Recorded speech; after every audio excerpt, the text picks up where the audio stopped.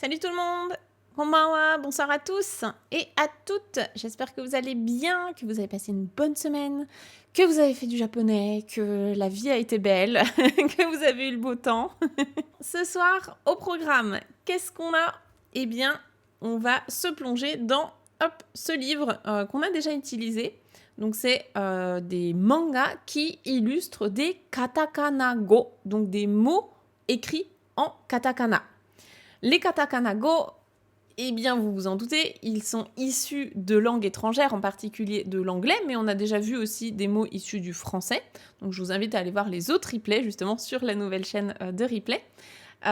Et ces mots-là, je les ai choisis ce soir parce que, d'une part, ils sont super utiles, vous allez les croiser au quotidien en japonais. Et d'autre part, les planches de manga sont plutôt fun.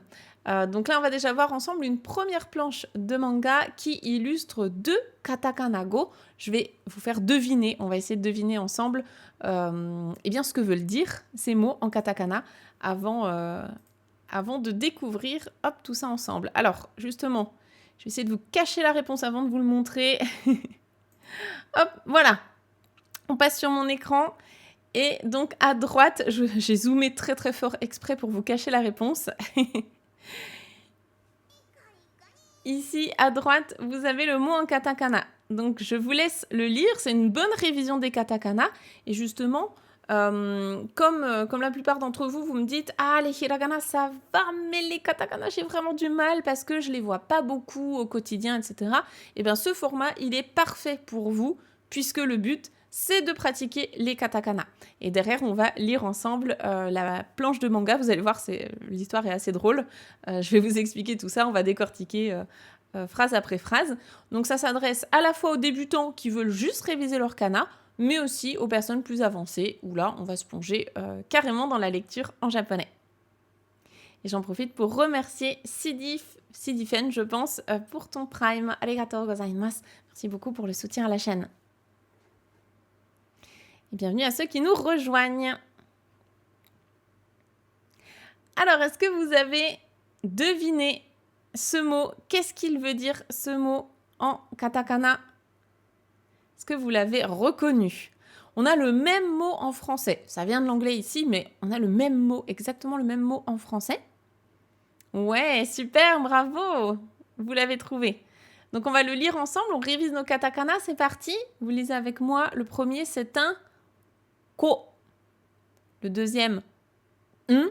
Donc là, on le reconnaît parce qu'on voit, imaginez si c'était un pinceau de calligraphie, il partirait du bas. On voit bien que le trait, hop, il commence ici et il monte et il devient de plus en plus fin. Imaginez le pinceau de calligraphie, hop, que vous remontez.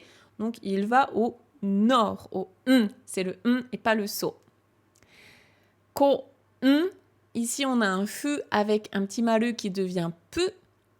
Re, ici c'est un petit tsu. Donc, il vient doubler la consonne suivante. Ku, su. Complexe. Complexe. Et effectivement, vous avez deviné dans le chat, il s'agit du mot complexe.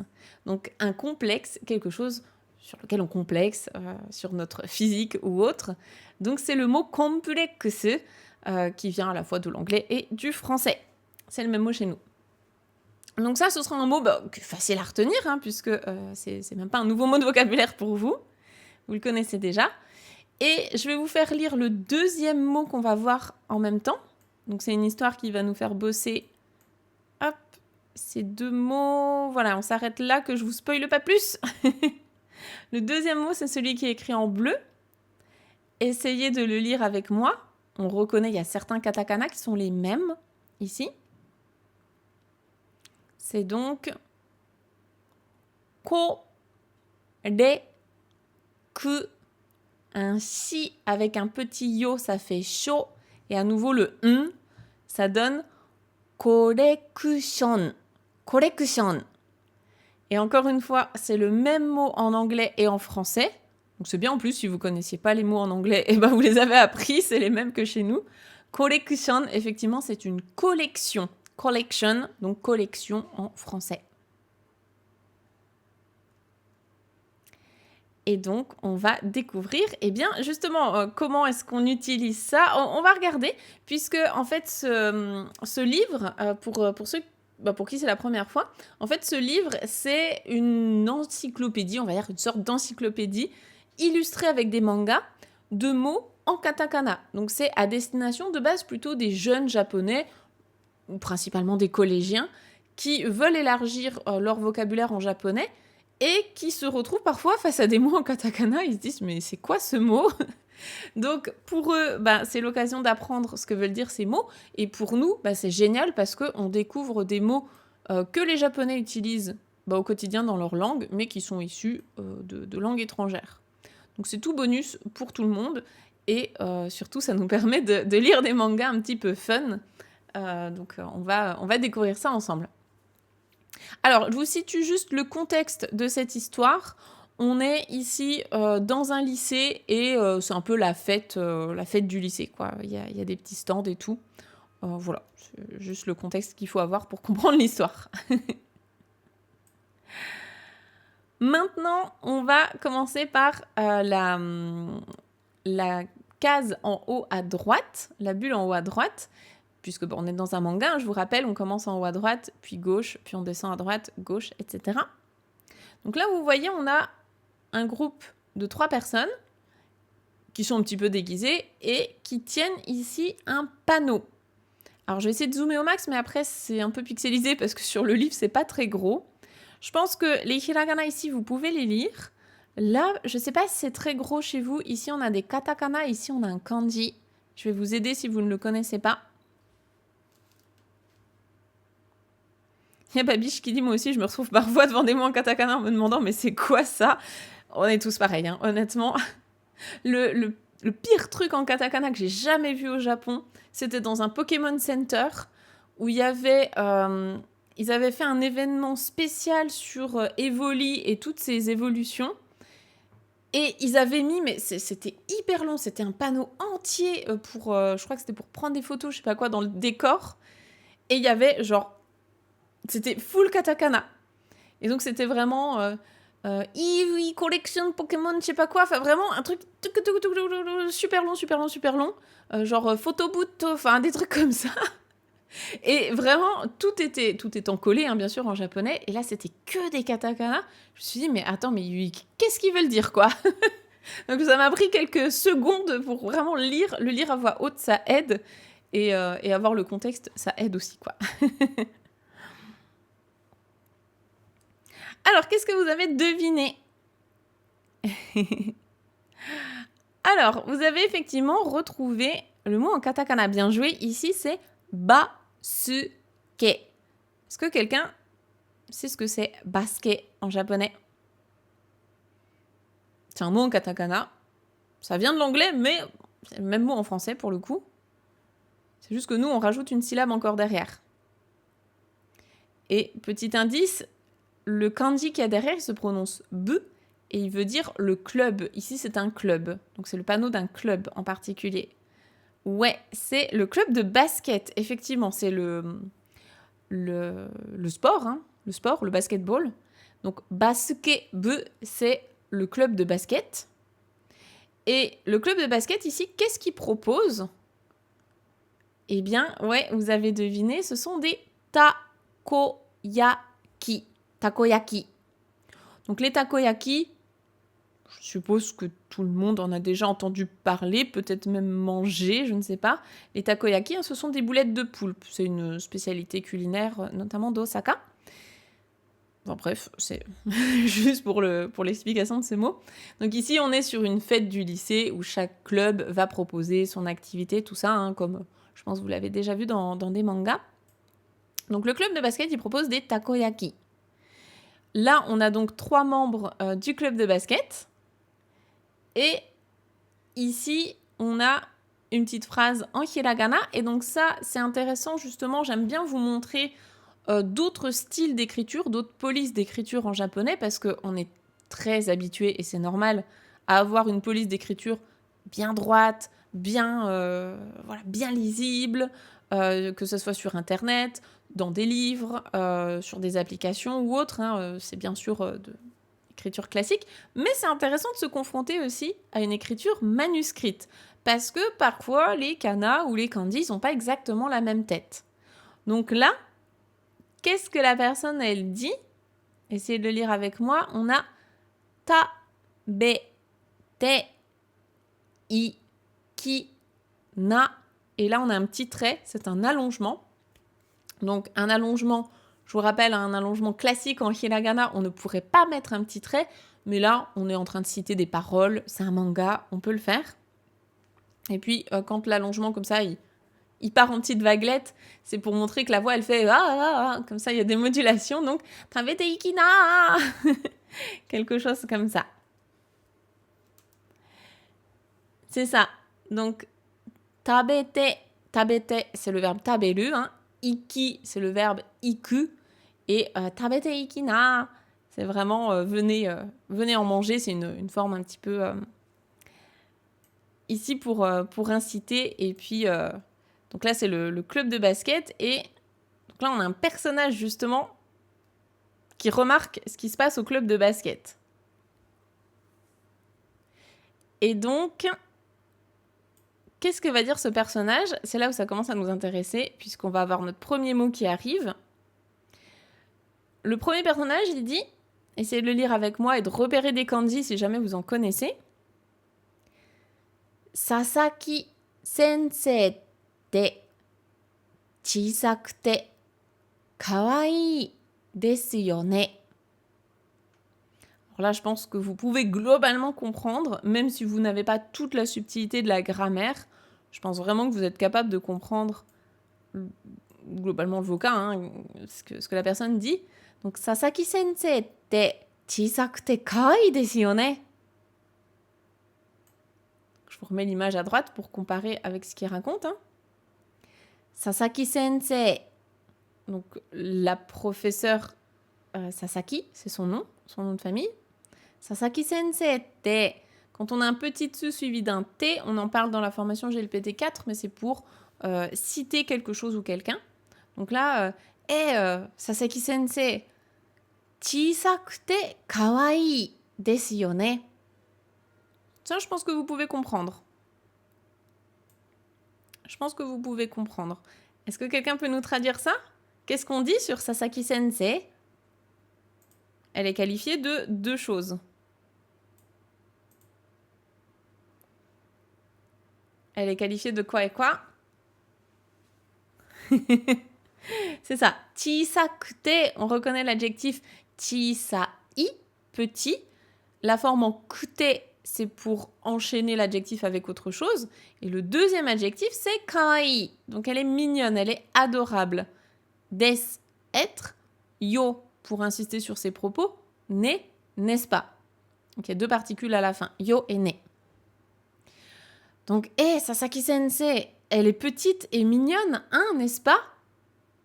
Et là, on a un deuxième personnage qui fait... Donc ce si avec un allongement, hein, c'est le bruit, en fait, c'est chut, c'est... Sore ichadame. Sore ichadame. Sore ichadame. Donc sore, ça, on le voit au tout début d'Objectif Japon, hein. Kore, sore, are. Donc sore, c'est ça, le truc vers toi. Et donc ça permet ici de pouvoir parler, en fait, de citer ce que toi tu viens de dire. Donc là, ce dont toi tu viens de parler, le fait qu'elle est petite et mignonne, sore, ça, ichadame. Alors là, c'est vraiment très familier. Vous reconnaissez peut-être le kanji du verbe iu, iimasu, qui veut dire dire. Donc dire ça. Et la forme en cha, dame. La forme en te wa dame, ça on en parle aussi dans Objectif JLPT 4. C'est une forme un petit peu plus avancée. En gros, c'est pour dire c'est interdit. Dame, ça veut dire c'est interdit. Il faut surtout pas faire ça. Donc, chut, dis pas ça. Surtout ne dis pas ça. Tu dois pas dire ça. Et donc là, c'est une forme contractée parce que c'est familier. Donc, chut, dis pas ça. Complexe nandakara. Donc, complexe, hein, c'est notre fameux complexe. Nandakara, c'est pour dire parce que, en fait, c'est un complexe pour elle. Elle est complexée de ça. Donc, complexe nandakara. Donc, dis pas ça, ne dis surtout pas ça, c'est un complexe pour elle. Et ensuite, on a justement Sasaki Sensei qui arrive et qui crie dans sa bulle ici. Ato. Allez, on révise les chiffres ensemble. Comment vous dites 30 ? Allez, je vous laisse réfléchir, je ne vais pas vous spoiler. Et après, vous pouvez aussi prendre de l'avance et lire 30 quoi ? C'est quoi ces katakana-là ? Sanju, exactement, bravo. Sanju, 30. 30 quoi ? Sanju, senti. Qu'est-ce que ça peut être ? Sanju senti. Senti, effectivement, ça vient de centimètre. Hein. En anglais, ça doit être centimeter, je pense. Donc, c'est le senti de centimètre. Donc, 30 senti. Ato 30 senti nobiru yote datta no. Donc, elle crie en disant, donc, encore 30 cm. Nobiru, c'est grandir. Et la forme en dictionnaire forme en lu, yote des, c'est avoir le projet de faire quelque chose, avoir prévu de faire ça. Donc là, au passé, datta et le no à la fin pour insister sur ses propos, c'est vraiment j'avais pour projet, c'était prévu que je grandisse de encore 30 cm. Donc j'avais pour projet de grandir d'encore 30 cm. C'était... Bon, c'est une blague, hein, mais... en gros, c'est vraiment parce qu'elle est complexée de ça. Et ici, on a les personnages qui disent, tout à gauche, hop, je vous le mets là, essayez de lire ces hiragana écrits à la main.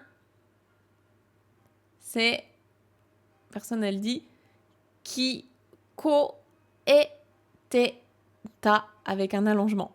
Kiko ete ta. Donc kikoeru, c'est entendre, à ne pas confondre avec kiku, écouter. Écouter, c'est de l'écoute active. Kikoeru, c'est entendre, donc c'est comme ça, hop, ça nous est passé par l'oreille. Donc Kiko eteta, c'est ah, elle a entendu quoi. Ah mince, elle a entendu ce que t'as dit. Ou ce que j'ai dit, ça dépend qui dit ça comme personnage. Le ko, ouais, qui, le qui est là, et après t'as le ko, ouais.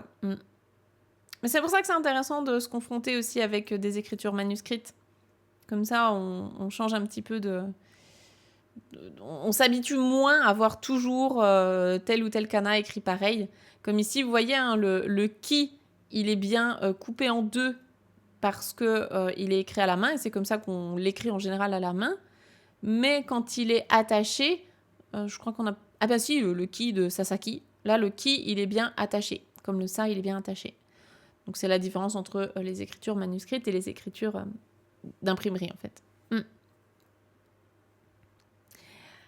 Il y avait une question, hein, le niveau, en fait, chacun prend vraiment en fonction de ce qui vous intéresse. Donc, si vous êtes juste en train de réviser vos kanas, c'est très bien. Si vous êtes plus avancé, vous piochez dans le vocabulaire qui vous convient à votre niveau. Et puis, oui, j'avais pas vu, il y a aussi ce petit kuru tout en haut à gauche. Kuru, donc ça, c'est le verbe venir. Peut-être que vous le connaissez à la forme polie, conjuguée polie, kimas. Donc là, kuru, c'est sa forme dictionnaire, c'est aussi sa forme familière. Donc kuru, c'est elle arrive. Elle arrive ou j'arrive, mais je pense que c'est plus une description. Ce personnage-là qui voit, ah, elle arrive, kuru. Elle arrive.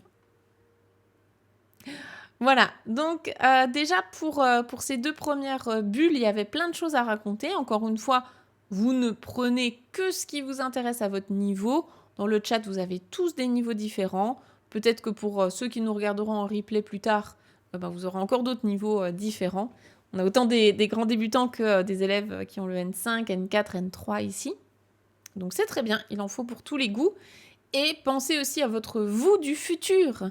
Peut-être que là, vous galérez à reconnaître vos katakana, mais que quand vous repasserez sur ce replay dans 1 an, vous direz « Ah ouais, c'est vrai, j'avais lu ça, à l'époque, je galérais avec les kanas. Et là, ah oui, en fait, je comprends beaucoup de choses, quoi. » Et ça, c'est super satisfaisant comme réalisation. Allez, on continue avec la bulle suivante. Donc la bulle suivante, hop, je zoome un petit peu. Là, on a, vous voyez, un personnage blond qui arrive et qui parle tout en katakana. Alors, c'est un petit cliché, mais ça permet aussi de comprendre que ce personnage, en fait, il n'est pas japonais. Est-ce que vous arrivez à lire ce qu'il dit, ce personnage? Full katakana, c'est parfait. Je vous laisse essayer de comprendre et après on passera à la suite. Parce que la suite est marrante.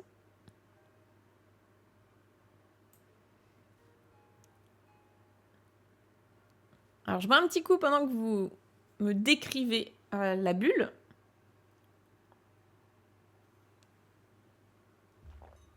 Ouais, c'est ça, exactement. Hi. Donc c'est un ha avec un allongement en vaguelette et un i, donc hi. Hi. Hi daddy. Donc da, d avec un petit i, les deux ensemble ça fait di, donc daddy. Hi daddy. Donc hey, coucou papa. Coucou papa. Bon, en anglais bien sûr. Hein. Hi daddy. Coucou papa, c'est un étranger qui arrive et qui dit ça. Et donc, le personnage qu'on a vu au début, lui, il pense quelque chose, il pense à 3 petits points. Kono mae basuke shita hito. 3 petits points. Donc là, il faut avoir lu l'histoire avant pour tout comprendre, mais on s'en fiche un petit peu. Hein. En gros, ils s'étaient déjà rencontrés kono mae avant. Basket shita hito, c'est la personne qui faisait du basket, qui a fait du basket avant, quoi. Donc peut-être que... Moi, j'ai pas lu toute l'histoire, hein, mais peut-être qu'effectivement, ils se sont déjà rencontrés sur un terrain de basket ou autre. Donc là, ce qui est important, c'est plus le vocabulaire, parce que le vocabulaire ici est très basique, c'est du N5, donc c'est que des choses à connaître. Donc, c'est la personne qui faisait du basket avant.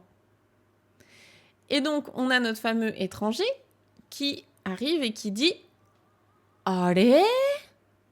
Allez. Donc, allez avec un allongement. Là, c'est pas le même allez que kore, sore, allez de tout à l'heure. Là, vraiment, quand vous avez allez, comme ça, juste tout seul, c'est quoi? Hein? Donc, c'est vraiment de l'étonnement.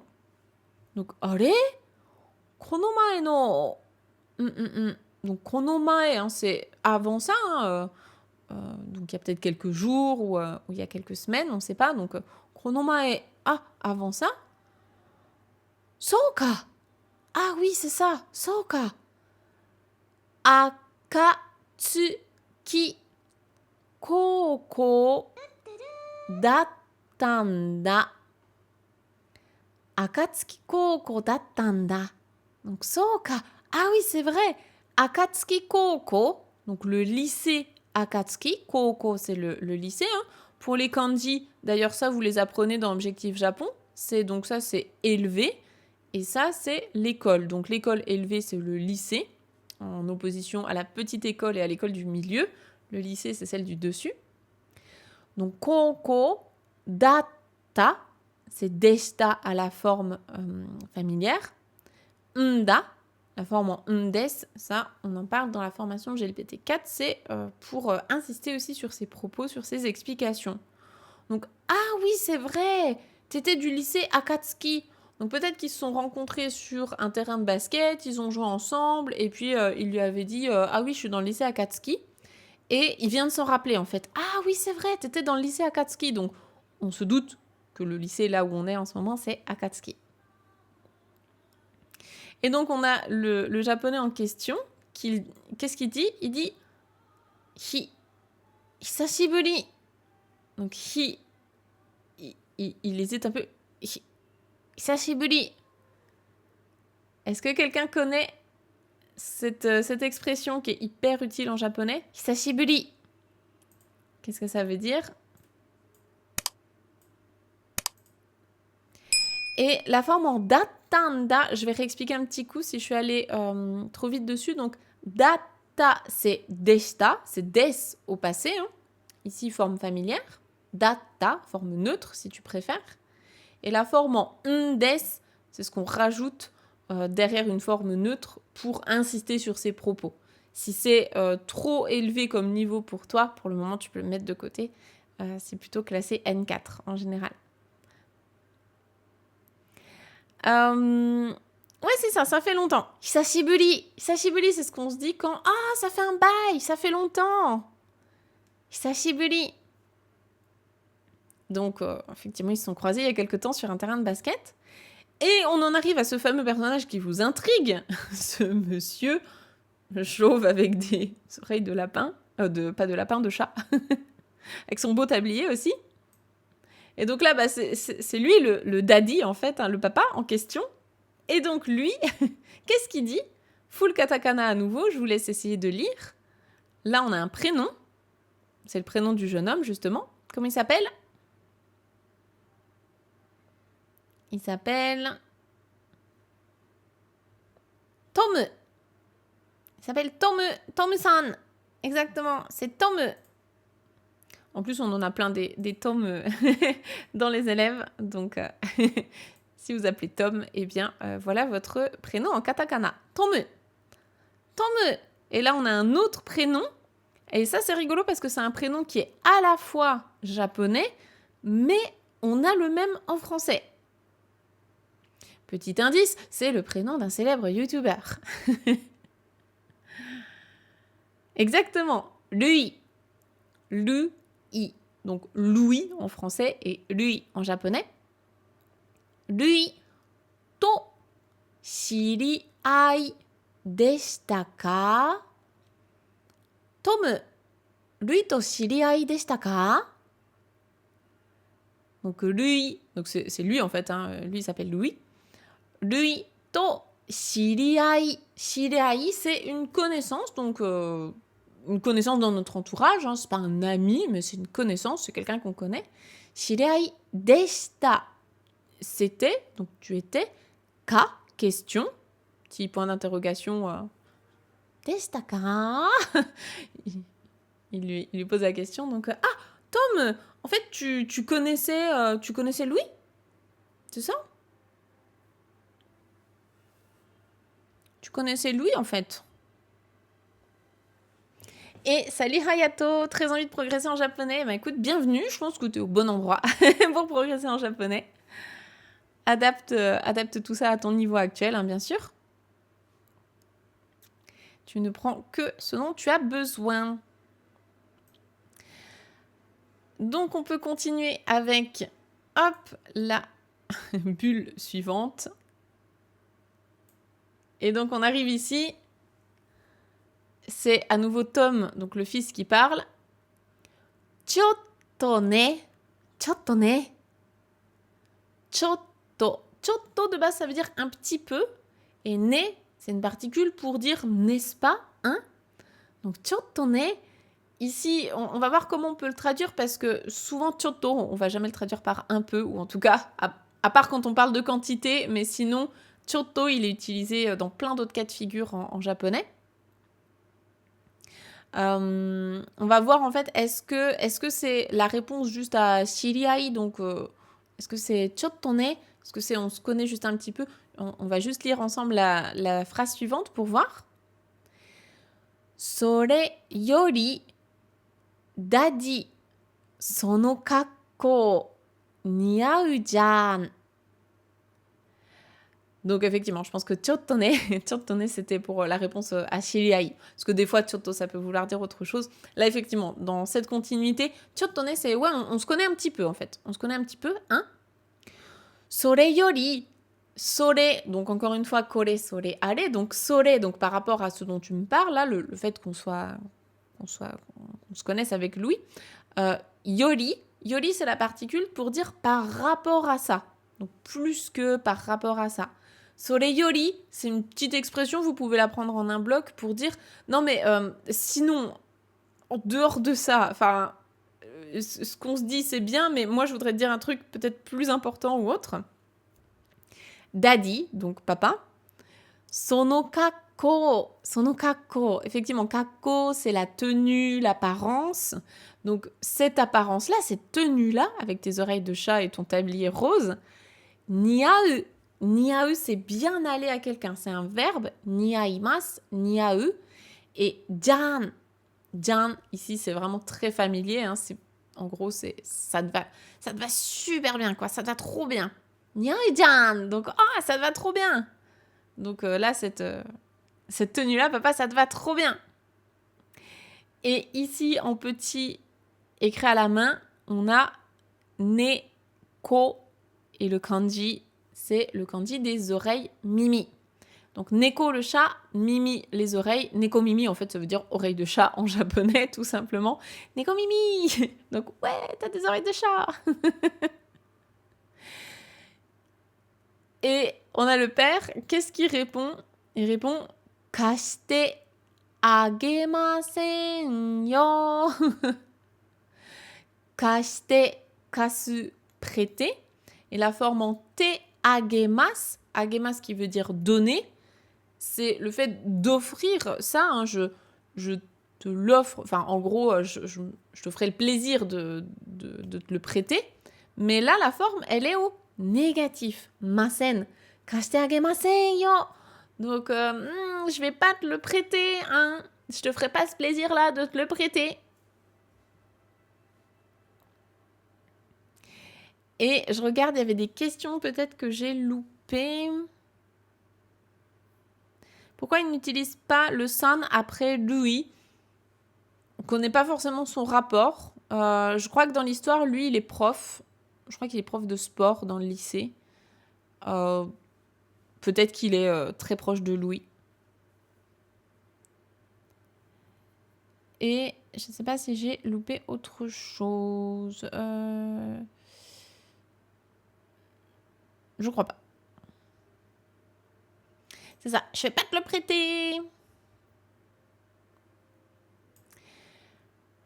Et donc ensuite, on a Tom qui continue et qui dit Daddy wa ne.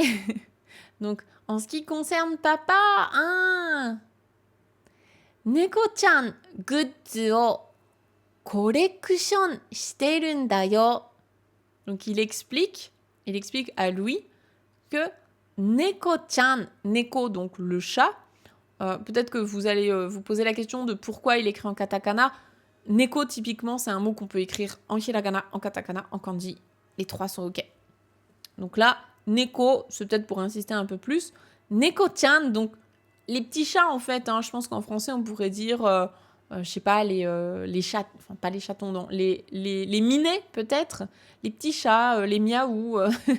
Neko-chan gutsu. Gutsu, c'est encore un mot qui vient de l'anglais. C'est le mot goodies, en fait. Hein, des goodies, donc des produits dérivés en français. Neko-chan gutsu o collection shiteru n da yo. Donc, il fait la collection des goodies, des produits dérivés de petits chats. Et Louis, qu'est-ce qu'il répond? Shitemasu. Je suis au courant. Je sais, je connais, je le savais, j'avais cette info. Shitemasu. Et le père, à la fin, il répond Oh, baretemashita ka. Donc, oh, baretemashita ka. Donc, bareteru, c'est un secret qui est dévoilé. Donc, oh, en fait, ça savait, mon secret, il avait été dévoilé. Ah. Donc, il est choqué. Parce qu'effectivement, c'était très discret. On n'avait pas du tout remarqué qui kiffait les chats, hein, entre tout ça, là. C'est ça, je suis grillée. Il a été cramé. Et puis, donc, pour ceux qui nous rejoignent, le livre en question, c'est donc celui-là. Et je pense que vous pouvez le retrouver sur mon article. Je pense que je l'ai mis... En tout cas, j'ai mis toutes les références qui sont disponibles en ligne. Je vous les ai mises dans mon article sur les livres japonais quand on est débutant. Quel livre lire quand on est débutant en japonais? Si vous voulez la référence du livre... si je l'ai trouvé en ligne, je l'ai mise là-bas. Alors, je sais pas s'il l'a chez Nippongo, par contre. Moi, je pense que je vous ai mis une référence Amazon parce que c'est souvent là où il y a le plus de choix possible. Mais après, vous pouvez le chercher ailleurs.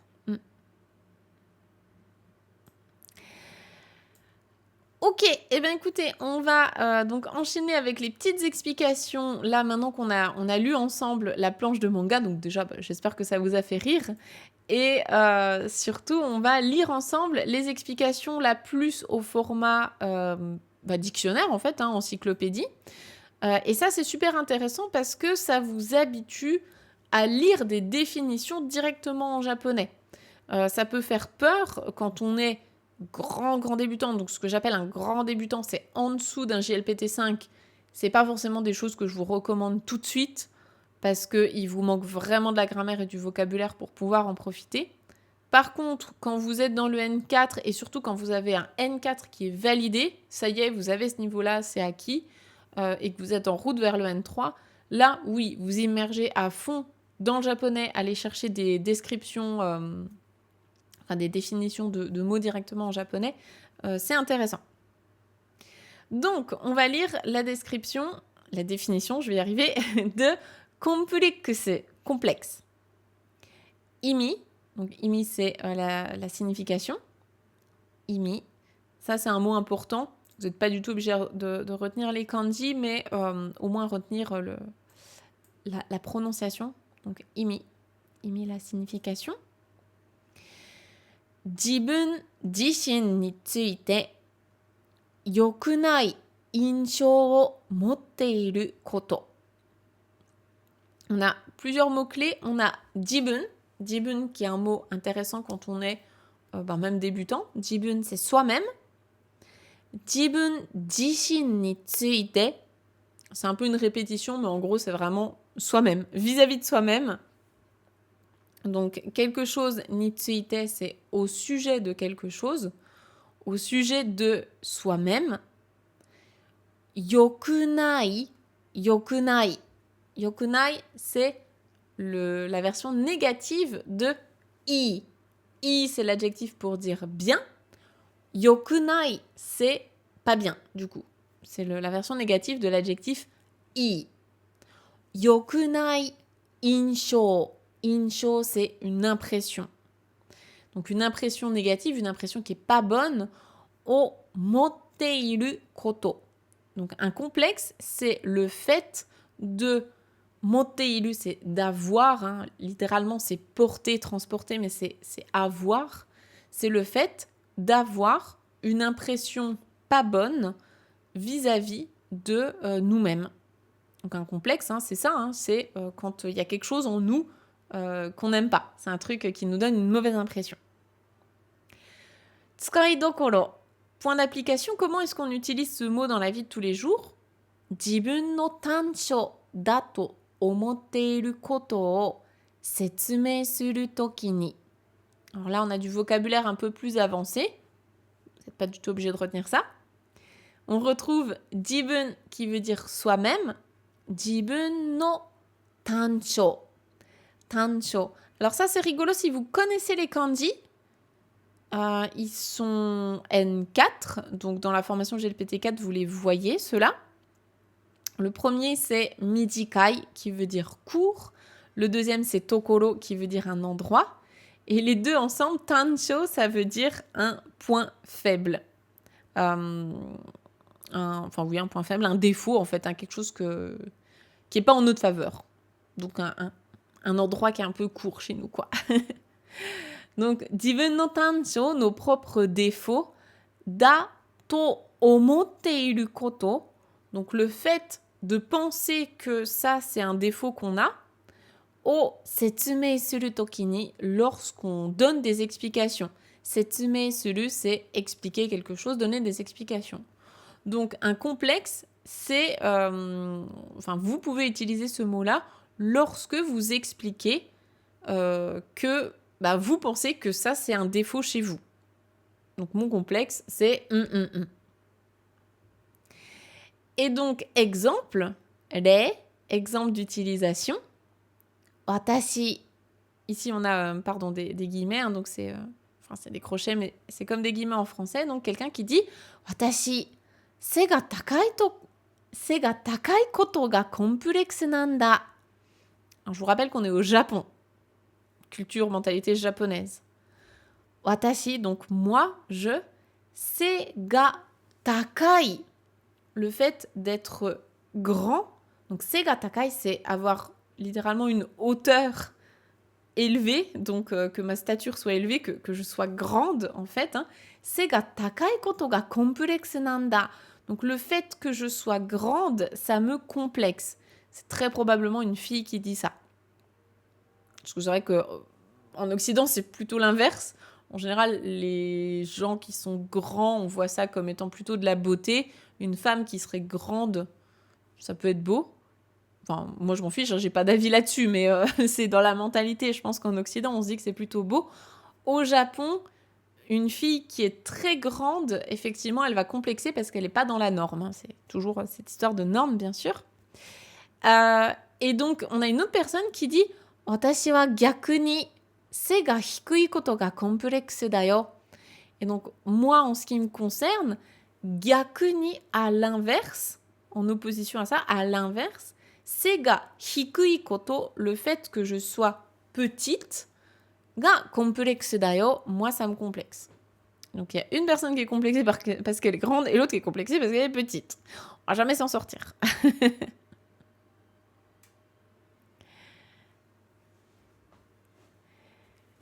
Et donc, effectivement, complexe, c'est ça, l'utilisation, c'est complexe dans le sens avoir un complexe. Ouais.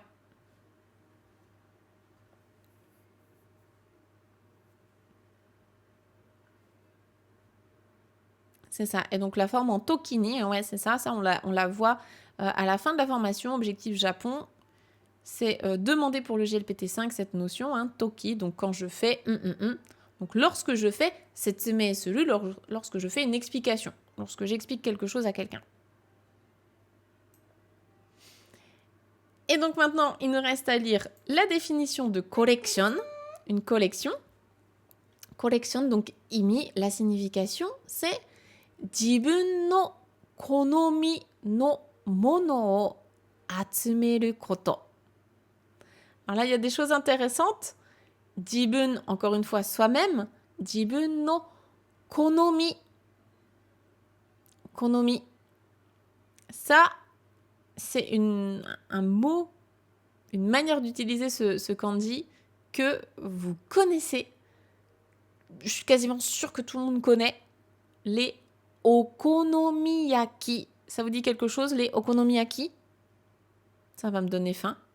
Je sors de table, mais ça va me donner faim à nouveau. Les okonomiyaki, je pense que c'est mon plat préféré japonais. C'est des sortes de galettes cuites sur des plaques chauffantes. Et les okonomiyaki, littéralement, ça veut dire griller comme on aime, griller comme vous aimez, selon votre préférence. Et donc ce konomi, c'est le kanji de suki, que vous connaissez probablement, qui veut dire aimer. Et donc là, jibun no konomi no mono, mono des choses qu'on aime en fait, qu'on adore, que nous on préfère. O atsumeru koto, c'est le fait de collectionner. Atsumeru, c'est rassembler des choses, collectionner en fait. Hein. Donc collection, c'est le fait de collectionner des choses qu'on aime, qui nous plaisent, des choses qu'on adore, tout simplement. Et on nous donne quelques exemples. Hein. Bijutsuhin, kotohin nado o sasu koto mo aru. Là, on nous dit justement que le mot collection, il peut désigner, sasu désigner, avec le kanji du doigt, sasu koto mo aru. Donc, ça arrive aussi que ça désigne. Et là, peut-être que vous avez reconnu quelque chose dans bijutsuhin. Ça vous fait peut-être penser à un autre mot que vous auriez appris lorsque vous avez appris les bâtiments japonais. J'espère que quelques-uns l'ont. Ouais, ça vous fait peut-être penser à Bijutsukan, le musée des beaux-arts. Et donc Bijutsuhin, Hin, ce sont des produits. Donc, bijutsu hin, en fait, ce sont des œuvres d'art. Hein. Bijutsu hin. Et puis, koto hin. Alors, ils n'ont pas mis, mais il y a un kanji au milieu aussi, hein, normalement. Koto hin, ce sont des antiquités. Donc, des œuvres d'art, des antiquités, nado, etc. Oh, sasukoto mo aru, ça peut aussi désigner tout ça. Donc, effectivement, quand on parle d'une collection, ça peut être une collection d'objets d'art, une collection d'antiquités. Ça a le même sens. Donc là, il précise. Il précise que ce mot-là, collection, il peut aussi s'utiliser dans ce sens. Donc là, dans le manga, on a vu la première utilisation, mais la deuxième existe aussi. Et donc, tsukai dokoro, point d'application, comment on utilise ça au quotidien? Atsumete suki na mono ni tsuite hanasu toki ni. Lorsque l'on hanasu, lorsque l'on parle, ni tsuite à propos de, atsumete suki na mono, à propos des choses qu'on aime, qu'on est en train de collectionner.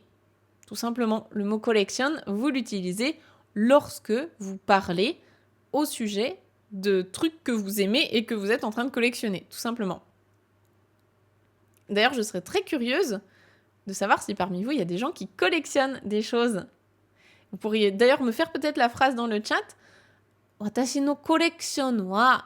Une phrase très simple, hein. Ma collection, c'est Watashi no collection wa... Nani nani desu. Vous pouvez peut-être me mettre le mot, même si vous ne le connaissez pas en japonais, c'est pas grave. Hein. Vous pouvez mettre le mot en français si vous ne le connaissez pas, mais si vous le connaissez, ça peut être fun. Moi, j'ai collectionné plein de trucs dans ma vie. Là, actuellement, je ne sais pas si je collectionne encore quelque chose. Si, je collectionne des petits trucs. Si, je vous en parlerai à la fin. On va déjà voir la phrase d'exemple. Les exemples. Chisai koro kara, depuis que je suis toute petite, nuigurumi o collection shiteiru. Nuigurumi, ça c'est un mot de vocabulaire qui n'est pas du tout obligatoire. Ça veut dire des peluches. Nuigurumi. Nuigurumi o collection shiteiru. Donc je collectionne les peluches depuis que je suis petite. Depuis que je suis toute petite. Ah, manga no collection. そうですね。皆さんは漫画が好きだから。そうだね。私のコレクションは、ポケモン。ポケモンの、カード。カード。Des cartes Pokémon, ok? Des éventails. Alors, tu as soit les Uchiwa qui sont de forme... mais c'est comme lui. Donc, ceux qui sont en une seule feuille, on va dire. Soit les Sensu, ceux qui se replient. Eh bien, partagez-moi vos collections dans le chat. Et on terminera là-dessus pour cette planche. Et puis, juste pour terminer, allez, je vous donne... En vérité, j'en ai plusieurs des collections actuelles. Mais il y en a une... Alors, c'est vraiment pas un truc que je trouve tous les 4 matins. J'en cherche à chaque fois que je vais au Japon. Mais c'est pas non plus une recherche. Je retourne pas le Japon pour ça.